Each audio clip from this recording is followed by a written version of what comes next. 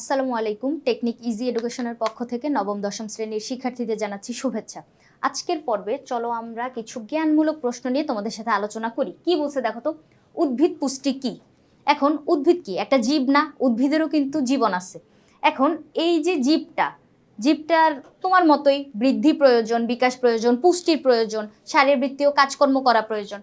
সেক্ষেত্রে উদ্ভিদেরও পুষ্টির প্রয়োজন, কারণ আমরা পুষ্টি দিয়েই তো হচ্ছে, আমরা কি বলি যে খাবার খাইলে খাবার থেকে আমরা শক্তি পাই। ওই শ্বসন প্রক্রিয়ায় তুমি যে খাবারটা খাচ্ছ ওইটা থেকে আমাদের দেহে শক্তি উৎপন্ন হচ্ছে, ওই শক্তি দিয়ে তুমি প্রতিদিনের যত রকমের যত কাজ আছে সবকিছু করতে পারতেছো। তাহলে উদ্ভিদের ক্ষেত্রেও তো এরকম বিভিন্ন ধরনের কাজ করা প্রয়োজন, তার বড় হওয়া দরকার, তারও হচ্ছে তোমার বংশবৃদ্ধি করা দরকার, অনেক কিছুই দরকার। সেক্ষেত্রে উদ্ভিদেরও পুষ্টি লাগবে। এই যে উদ্ভিদ পুষ্টি, এটাই জিজ্ঞেস করছে। সাজায় লিখবো কিভাবে? উদ্ভিদ তার বৃদ্ধি, শারীরবৃত্তীয় কাজ, পরিপুষ্টির জন্য মাটি, পানি এবং বায়ু থেকে যেসব উপাদান গ্রহণ করে সেগুলোকে আমরা কি বলবো? উদ্ভিদ পুষ্টি। এখন উদ্ভিদের শারীরবৃত্তীয় কাজ কি কি? আমরা জানি শারীরবৃত্তীয় কাজ হচ্ছে শ্বসন, রেচন আর সালোক সংশ্লেষণ। শ্বসন কোন প্রক্রিয়াটা? যে প্রক্রিয়ায় তোমার শক্তি উৎপন্ন হয়। উদ্ভিদের দেহেও কিন্তু শ্বসন সম্পন্ন হয়। উদ্ভিদও কিন্তু নিজের শক্তি নিজে এই শ্বসন প্রক্রিয়ার মাধ্যমে মানে উৎপন্ন করে। এরপরে রেচন যে প্রক্রিয়াটা, রেচন হচ্ছে আমাদের মূত্র তৈরির প্রক্রিয়া, যে প্রক্রিয়ার মাধ্যমে কিডনি হচ্ছে হিসু তৈরি করে। এখন উদ্ভিদের কি হিসু করার কোনো দরকার আছে? না। সেক্ষেত্রে রেচনটা উদ্ভিদের দেহে হবে না। আরেকটা আমি কি বললাম? সালোক সংশ্লেষণ। সালোক সংশ্লেষণ আর শ্বসন, এই দুইটা শারীরবৃত্তীয় প্রক্রিয়া উদ্ভিদের দেহে সম্পন্ন হবে। এখন এই প্রক্রিয়াগুলো সম্পন্ন করার জন্য, ওর বৃদ্ধির জন্য ও মাটি থেকে কি নেয়? আমরা জানি মাটির নিচে থেকে তোমার হচ্ছে খনিজ লবণ হচ্ছে উদ্ভিদ শোষণ করে। মাটির নিচে কৈশিক পানি কণা জমে থাকে, ওই পানি কণাগুলোও উদ্ভিদ অ্যাবজর্ব করে নেয় মূলরম দ্বারা। আর বাতাস থেকে তোমার হচ্ছে কার্বন ডাইঅক্সাইড গ্রহণ করে যখন সালোক সংশ্লেষণ করতে যায়, আর অক্সিজেনও গ্রহণ করে যখন শ্বসন সম্পন্ন করতে যায়। তোমাদের কি শুনে অবাক লাগতেছে যে উদ্ভিদও অক্সিজেন নেয়? আমারও ছোটবেলা অবাক লাগতো। আমি ভাবতাম যে উদ্ভিদ আমাদেরকে শুধু অক্সিজেন দেয়, সে কার্বন ডাইঅক্সাইড নিয়ে নেয়, কিন্তু না, উদ্ভিদও কিন্তু শ্বসন প্রক্রিয়া সম্পন্ন করার সময় অক্সিজেন গ্রহণ করে। তাহলে বাতাস থেকে সে অক্সিজেন আর কার্বন ডাইঅক্সাইড দুইটাই গ্রহণ করবে। তাহলে আমরা বুঝতে পারলাম যে উদ্ভিদ পুষ্টি কি জিনিস। উদ্ভিদ তার কাজকর্মগুলো করার জন্য মাটি, পানি, বায়ু থেকে যেই উপাদানগুলো গ্রহণ করতেছে ওগুলাই হচ্ছে উদ্ভিদের পুষ্টি। এবার জিজ্ঞেস করছে খনিজ পুষ্টি কি? আমরা মাত্রই বললাম যে মাটি, পানি আর বায়ু থেকে সে উপাদান গ্রহণ করবে। এখন মাটির নিচ থেকে যেগুলো গ্রহণ করতেছে, মাটির নিচে কোনো কিছু থাকলে তো আমরা ওটাকে খনি বলি, তাই না? ওই যে মাটির নিচ থেকে যদি তেল আহরণ করে সেক্ষেত্রে আমরা তেলের খনি পাইছে, এরকম বলি না? তাহলে খনিজ এই ওয়ার্ডটা শুনলেই আমার মাথায় এরকম আসতেছে যে মাটির নিচ থেকে। তাহলে মাটির নিচে থেকে যে উপাদানগুলা নিবে, দেখো উদ্ভিদ তার প্রয়োজনীয় পুষ্টি উপাদানের অধিকাংশই মাটি থেকে গ্রহণ করে। এই মাটি থেকে যেগুলো নিচ্ছে ওগুলাই হচ্ছে তোমার খনিজ পুষ্টি। এরপরের প্রশ্নটা কি বলছে দেখো তো, ম্যাক্রোনিউট্রিয়েন্ট কি? তারপরেরটা আবার আছে মাইক্রোনিউট্রিয়েন্ট কি। খুবই কাছাকাছি মনে হয় না ওয়ার্ড দুইটাকে? দেখো একটা হচ্ছে ম্যাক্রো আর একটা হচ্ছে মাইক্রো। এখন তুমি মনে রাখবা কিভাবে? মাইক্রো হচ্ছে ছোট্ট আর ম্যাক্রো হচ্ছে বড়, মানে ওর তুলনায় বড় আর কি। যেমন আমরা মাইক্রোস্কোপ দিয়ে কি করি? অণুজীব দেখি, খুব ছোট্ট যে জীবগুলা, ব্যাকটেরিয়া, ওদেরকে দেখি। সেক্ষেত্রে মাইক্রোস্কোপ, মাইক্রো, ছোট্ট, এই কথাটা মনে রাখবা। তাহলে মাইক্রো দিয়ে আমি ছোট বা কম বুঝাচ্ছি, আর ম্যাক্রো দিয়ে একটু বেশি বুঝাচ্ছি, মানে ওর তুলনায় একটু বেশি বুঝাচ্ছে। তাহলে ম্যাক্রো আর মাইক্রো এভাবেও মনে রাখতে পারো। মাইক্রো লিখতে কয়টা ওয়ার্ড লাগলো আমাদের? কয়টা বর্ণ লাগলো? 3টা। তার মানে এই লেখাটা ওয়ার্ডটা হচ্ছে একটু বড়, ম্যাক্রো হচ্ছে ছোট। তাহলে যেটার ওয়ার্ড বড় ওইটা লাগে কম, যেটার ওয়ার্ড কম ওইটা লাগে বেশি, মানে এমনি করে মনে রাখতে পারো আর কি। ছোটবেলা আমার অনেক ঘোলায় যেত, এই জন্য আমি হচ্ছে তোমাদেরকে ট্রিক্স বলে দিচ্ছি। তাহলে ম্যাক্রো নিউট্রিয়েন্ট, নিউট্রিয়েন্ট মানে তো হচ্ছে আমরা পুষ্টি উপাদান বুঝি, ইংরেজিতে লিখছে আর কি। তাহলে যেই পুষ্টি উপাদানগুলা বেশি পরিমাণে গ্রহণ করা প্রয়োজন, উদ্ভিদের যেই পুষ্টি উপাদানগুলো বেশি করে গ্রহণ করা প্রয়োজন ওগুলাকে আমরা বলি হচ্ছে ম্যাক্রোনিউট্রিয়েন্ট। কি বলছে দেখো তো, উদ্ভিদের স্বাভাবিক বৃদ্ধির জন্য যেসব উপাদান বেশি পরিমাণে দরকার সেগুলো হচ্ছে ম্যাক্রোনিউট্রিয়েন্ট। আর যেগুলা কম পরিমাণে গ্রহণ করলেও হবে, এই যে অত্যন্ত সামান্য, ওগুলাকে আমরা বলবো হচ্ছে মাইক্রো উপাদান। এখন তুমি অত্যন্ত সামান্য শুনে আবার মাইক্রো উপাদানগুলোকে অবহেলা করিও না। ওই মাইক্রো উপাদানগুলোও সেম গুরুত্বপূর্ণ, শুধু লাগে কম, এটা হচ্ছে পার্থক্য। এটাও তোমার যেমন গুরুত্বপূর্ণ, ম্যাক্রো যেমন গুরুত্বপূর্ণ, মাইক্রো সেম গুরুত্বপূর্ণ, কিন্তু এটা উদ্ভিদের গ্রহণ করা লাগে বেশি। আর মাইক্রো হচ্ছে অল্প গ্রহণ করলেই হচ্ছে কাজ হয়ে যায়, কিন্তু গুরুত্ব দুইটারই সেম। এবার কি বলছে দেখো তো, অভাবজনিত লক্ষণ কি? সহজ একটা কথা, তাই না? কোনো একটা পুষ্টির অভাব হইলে বা ভিটামিনের অভাব হইলে আমরা ওই অভাবটা তোমার প্রকাশ পাবে না, একটা লক্ষণ প্রকাশ পাবে। তাহলে সহজ একটা কথা, যেটা আমাদের ক নাম্বারে জিজ্ঞেস করছে, কিভাবে লিখবো দেখো তো। উদ্ভিদের কোনো পুষ্টি উপাদানের যদি অভাব হয়, যে বিশেষ লক্ষণের মাধ্যমে উদ্ভিদ তা প্রকাশ করে, ওই লক্ষণগুলোকে আমরা বলবো হচ্ছে অভাবজনিত লক্ষণ। যেমন উদ্ভিদের ধরো হচ্ছে তোমার সালফারের অভাব অথবা নাইট্রোজেনের অভাব, যেই তোমার খনিজ উপাদানগুলোর যদি অভাব হয়, সেক্ষেত্রে উদ্ভিদের দেহে এরকম তোমার লক্ষণ দেখা দিবে।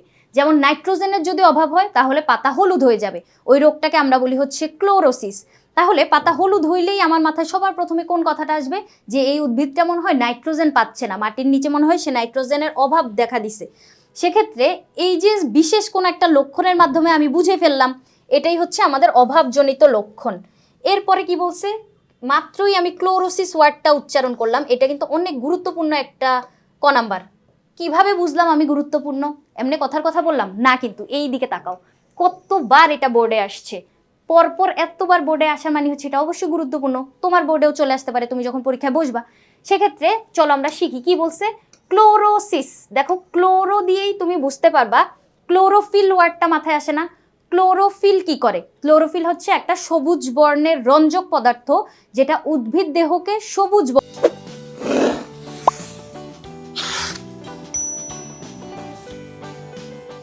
বর্ণময় করে। সেক্ষেত্রে উদ্ভিদের বিভিন্ন পুষ্টি উপাদানের অভাবজনিত কারণে পাতা হলুদ হয়ে যাওয়ার যে প্রক্রিয়াটা, এটাকে আমরা বলবো হচ্ছে ক্লোরোসিস। মেইনলি আমরা নাইট্রোজেনের অভাবে দেখতে পারি, আরও কিছু পুষ্টি উপাদান আছে যেগুলোর কারণে হচ্ছে তোমার এই সমস্যাটা হইতে পারে। সালফারের অভাবেও হচ্ছে পাতার কিনারা হলুদ হয়ে যেতে পারে। তাহলে এই ক্লোরোসিস কি জিনিস? উদ্ভিদের পাতা হলুদ হয়ে যাওয়ার একটা রোগ।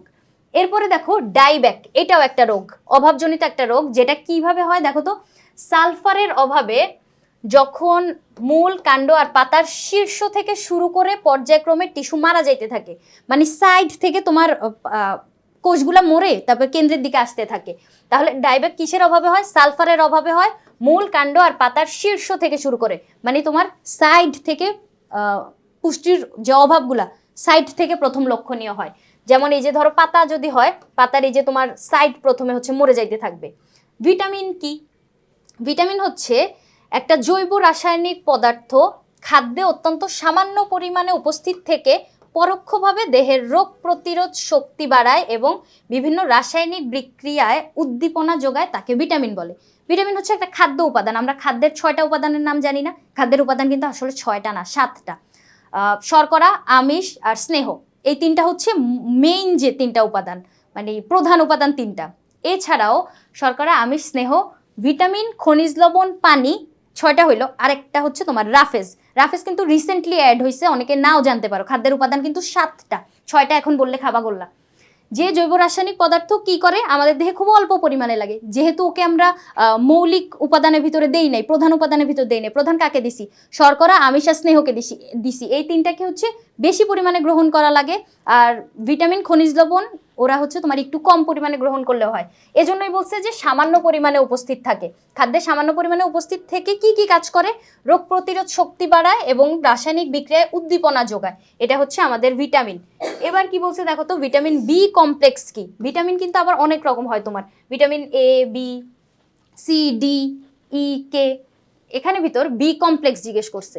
বি কমপ্লেক্স হচ্ছে ভিটামিনের একটা গ্রুপ, যা শরীরের কোষে বিপাক কাজ নিয়ন্ত্রণ করে, শক্তি উৎপাদন করে, সামগ্রিক স্বাস্থ্য বজায় রাখতে অপরিহার্য।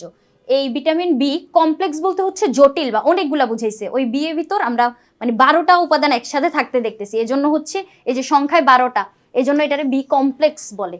এরপরে কি বলছে দেখো তো, রাফেজ। এই যে আমি যে 6টা উপাদান বললাম, খাদ্যের উপাদান 6টা, 7 নম্বরে যে এক্সট্রা নামটা বললাম রাফেজ বললাম না? রাফেজ বা খাদ্য আঁশ। রাফেজ যে কথা, খাদ্য আঁশও একই কথা। এখন এটা কি জিনিস? এটা আবার নতুন করে কেন অ্যাড করলো? এইটা কোনো খাদ্যের মানে পুষ্টি তোমাকে দেয় না। তুমি যদি রাফেজ গ্রহণ করো খাদ্য হিসেবে, কোনো পুষ্টি তোমাকে দিবে না। ওমা, এটা কেমন কথা? তাহলে আমি গ্রহণ করব কেন? এটা গ্রহণ করার কারণ হচ্ছে, তুমি যদি রাফেজ গ্রহণ করো সেক্ষেত্রে তোমার বিভিন্ন ধরনের সমস্যা, মানে বিভিন্ন রোগ বা স্বাস্থ্য সমস্যাগুলো হবে না। যেমন কোষ্ঠকাঠিন্য যদি বলি, কোষ্ঠকাঠিন্যের সমস্যা তোমার দূর হবে।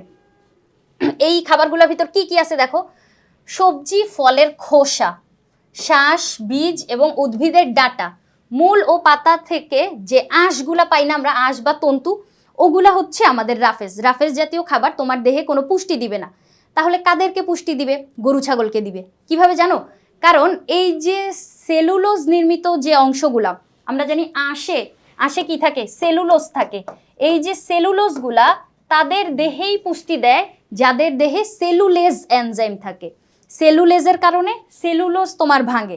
এখন মানুষের দেহে কোনো সেলুলেজ এনজাইম নেই, তুমি হুদাই এই খোসাগুলা খাও, হুদাই হচ্ছে শাকের আঁশগুলা খাও, এটা তোমার কোষ্ঠকাঠিন্য দূর করবে। কিন্তু গরু দেখো না অনেক অনেক ঘাস পাতা খায়, ওগুলো কিন্তু ওদের দেহে পুষ্টি দেয়, কারণ ওদের দেহে সেলুলেজ এনজাইম আছে। সেলুলেজ ওই সেলুলোজটাকে ভেঙে পুষ্টি উপাদানে পরিণত করে। তাহলে গরু যে এত এত ঘাস খাচ্ছে ওদের কিন্তু উপকার হচ্ছে, তোমারও উপকার হবে, একটু কম আর কি। আদর্শ খাদ্য পিরামিড কি? পরেরটাই যাই চলো। আদর্শ খাদ্য পিরামিড। এখন পিরামিড তো তোমরা সবাই চিনো, ত্রিকোণাকার একটা জিনিস, তাই না? এই যে দেখো তো এরকম না দেখতে? এটা হচ্ছে একটা খাদ্য পিরামিড, ধরো আমি আঁকলাম। এখন এই পিরামিডটাকে আমি 4টা চেম্বারে ভাগ করছি, হ্যাঁ, 4টা ধাপে ধাপে এটাতে ভাগ করছি। এখন পিরামিডের নিচের দিকে দেখো তো আয়তনটা অনেক বেশি বিস্তৃত না? আর উপর দিকে যখন যাচ্ছে আয়তন কমে যাচ্ছে, দেখো নিচের দিকে আয়তনটা অনেক বিস্তৃত, উপরের দিকে যাইতে যেতে হচ্ছে তোমার জায়গা কম বা আয়তন কম। সেক্ষেত্রে সবার নিচে আমরা এখানে শর্করাকে অ্যাড করব, তারপরে দিব হচ্ছে ভিটামিন, তারপরে দিব আমিষ, এরপরে একদম চূড়ায় দিব হচ্ছে স্নেহ। এখন তুমি বুঝতেই পারতেছো কি হয় এই জায়গায় কাজটা। একদম নিচে যেখানে আয়তন সবচেয়ে বেশি, তার মানে ওখানে শর্করা বসেছি, শর্করা সবচেয়ে বেশি পরিমাণে গ্রহণ করতে হবে। এরপরে আছে ভিটামিন, ভিটামিন আরও কম পরিমাণে খাইতে হবে, আমিষ আরেকটু কম, স্নেহ বা চর্বি, চর্বি সবচেয়ে কম পরিমাণে খাইতে হবে। এজন্য এই পিরামিডটা এরকমভাবে সাজানো হয়েছে। আদর্শ খাদ্য পিরামিড হচ্ছে শর্করাকে নিচু স্তরে রেখে, এই যে দেখো সবচেয়ে নিচে কাকে রাখলাম আমি, শর্করাকে নিচু স্তরে রেখে পর্যায়ক্রমে পরিমাণগত দিক বিবেচনা করে, কতটুকু পরিমাণ তোমার খাওয়া লাগবে ওইটা বিবেচনা করে আমি আস্তে আস্তে হচ্ছে উপরের দিকে উঠাইলাম বা কমাইলাম আয়তনটাকে। ভিটামিন আরেকটু কম খাওয়া লাগবে, আমিষ আরেকটু কম খাওয়া লাগবে, স্নেহ আরও সবচেয়ে কম খাওয়া লাগবে। এরকমই শাকসবজি, আমিষ, স্নেহ, চর্বি জাতীয় খাদ্যকে সাজালে যে কাল্পনিক একটা পিরামিড তৈরি হয়। দেখো এরকম কি খাবার রেখে রেখে পিরামিড বানানো কি আসলে সম্ভব? আসলে তো এটা হচ্ছে আমরা বুঝাইতে চাইছি যে কোনটা কতটুকু খাওয়া লাগবে, তাই না? তাহলে এই আদর্শ খাদ্য পিরামিডটা হচ্ছে কোন খাদ্য কতটুকু খাওয়া লাগবে ওইটার পরিমাণ বিবেচনা করে একটা কাল্পনিক পিরামিড, এটাই হচ্ছে আদর্শ খাদ্য পিরামিড। আশা করি বুঝতে পারছো। এরপরে গয়টার কি জিনিস? গয়টার ইংরেজিতে লিখছে, বাংলায় যদি আমি বলি গলগণ্ড একটা রোগ। যদি এরকম গলগণ্ড জিজ্ঞেস করতো তাহলেও আমি এই উত্তরটাই দিতাম। দেখো গলগণ্ড কি জিনিস? তুমি যদি আয়োডিন জাতীয় খাবার কম খাও, আয়োডিনের অভাবে থাইরয়েড গ্রন্থিটা ফুলে যায়, গলা এরকম ফুলে গেলে একটা রোগ হয়, ওই রোগটাকে আমরা বলবো হচ্ছে গয়টার বা গলগণ্ড। খাবারে কিসের অভাব হইলে? আয়োডিনের অভাব হইলে থাইরয়েড গ্রন্থির ফুলে যাওয়ার যে রোগটা, ফুলে গেলে যে বহিঃপ্রকাশটা দেখা যায়, গলাটা পুরাটা ফুলে যায়, তোমাদের বই একটা চিত্র দেওয়া আছে, ওই চিত্রটা দেখবা, ওইটা হচ্ছে গয়টার বা গলগণ্ড। তাহলে আমরা বুঝতে পারলাম এটা কি। আশা করি তোমাদেরকে আমি এই যে 12টা প্রশ্ন বুঝাইতে পারছি, কিছু এক্সট্রা ইনফরমেশনও দেওয়া মানে দিতে চেষ্টা করছি, কারণ 1 নম্বরের জন্য তো তুমি 1 লাইন লিখবা, ওই 1 লাইনের পাশাপাশি আরও অনেকগুলো বেশি কথা বললাম যাতে তুমি প্রশ্নটা একটু সহজে বুঝতে পারো বা তোমার মাথায় যাতে একটু গাঁথে। আশা করি তোমাদেরকে বুঝাইতে পারছি। পরবর্তী পর্ব দেখার আমন্ত্রণ রইল। ধন্যবাদ সবাইকে।